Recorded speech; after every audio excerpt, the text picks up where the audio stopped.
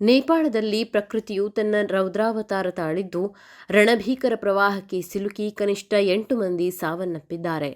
ಭೌಟೈಕೋಶಿ ನದಿಯಲ್ಲಿ ಉಂಟಾಗಿರುವ ಹಠಾತ್ ಪ್ರವಾಹದಿಂದ ಭದ್ರತಾ ಸಿಬ್ಬಂದಿ ಸೇರಿದಂತೆ 100 ಮಂದಿ ನಾಪತ್ತೆಯಾಗಿದ್ದು, ಇಡೀ ಪ್ರದೇಶದಲ್ಲಿ ಆತಂಕದ ವಾತಾವರಣ ನಿರ್ಮಾಣವಾಗಿದೆ. ನೇಪಾಳದ ಭೌಟೈಕೋಶಿ ನದಿಯಲ್ಲಿ ಏಕಾಏಕಿ ಪ್ರವಾಹ ಉಂಟಾಗಿದ್ದರಿಂದ 100 ಜನರು ಕಾಣೆಯಾಗಿದ್ದಾರೆ.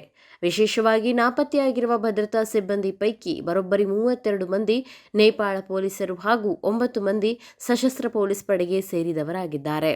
ಈವರೆಗೆ 8 ಜನರ ಮೃತದೇಹಗಳನ್ನು ಪತ್ತೆ ಹಚ್ಚಲಾಗಿದ್ದು, ಉಳಿದವರಿಗಾಗಿ ರಕ್ಷಣಾ ಪಡೆಗಳು ಯುದ್ಧೋಪಾದಿಯಲ್ಲಿ ಶೋಧ ಕಾರ್ಯಾಚರಣೆ ಮುಂದುವರೆಸಿದೆ. ನದಿ ಪಾತ್ರದ ಜನರಿಗೆ ಸುರಕ್ಷಿತ ಸ್ಥಳಗಳಿಗೆ ತೆರಳುವಂತೆ ಅಧಿಕಾರಿಗಳು ಕಟ್ಟುನಿಟ್ಟಿನ ಎಚ್ಚರಿಕೆ ನೀಡಿದ್ದಾರೆ. ಪ್ರಾಥಮಿಕ ಮಾಹಿತಿಯ ಪ್ರಕಾರ ನೇಪಾಳ ಟಿಬೆಟ್ ಗಡಿಯ ಬಳಿ ಇರುವ ರಸುವಾ ಜಿಲ್ಲೆಯಲ್ಲಿ ಪ್ರವಾಹದ ಅಬ್ಬರಕ್ಕೆ ಇಡೀ ಗ್ರಾಮವೇ ಕೊಚ್ಚಿ ಹೋಗಿದೆ.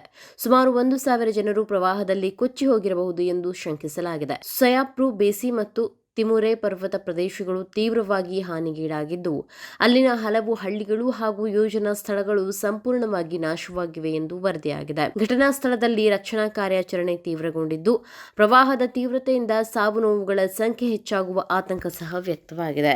ಪ್ರಕೃತಿಯ ಈ ಕರಾಳ ಮುಖಕ್ಕೆ ನಲುಗಿ ಹೋಗಿರುವ ನೇಪಾಳದ ಜನರಿಗೆ ನೆರವಾಗಲು ತುರ್ತು ರಕ್ಷಣಾ ಕಾರ್ಯಗಳು ಭರದಿಂದ ಸಾಗಿದೆ.